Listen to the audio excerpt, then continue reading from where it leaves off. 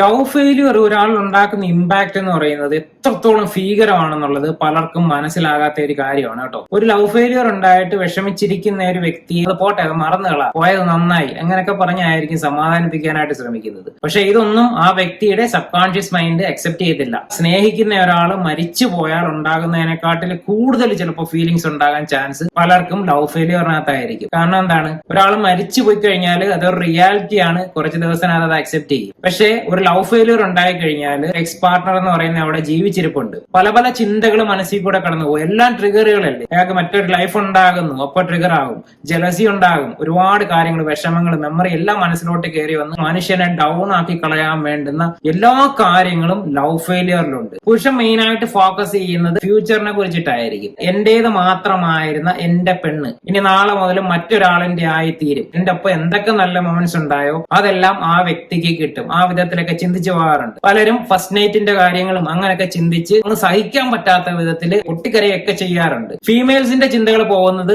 അധികവും പാസ്റ്റിനെ കുറിച്ചിട്ടാണ്. ലവറുമായിട്ട് നല്ല നല്ല മൊമെന്റ്സ് പാസ്റ്റിൽ ഉണ്ടായിട്ടുണ്ട്, ചിലപ്പോൾ ഫിസിക്കൽ ഇന്റിമസി ഒക്കെ ഉണ്ടായിട്ടുണ്ടായിരിക്കാം. അപ്പൊ അതൊരു ഗിൽറ്റ് ഫീൽ ആയിട്ട് മനസ്സിൽ കിടക്കും. ഇതൊക്കെ എനിക്ക് എങ്ങനെ മറക്കാൻ കഴിയും, ഇത് തെറ്റല്ലേ, പാർട്ണറിനെ ചതിക്കുന്നതിന് തുല്യമല്ലേ, അങ്ങനെയൊക്കെ ചിന്തിച്ചിട്ട് അതും ഒരുപാട് മനസ്സിനെ ബാധിക്കാറും ഒക്കെ ഉണ്ട്.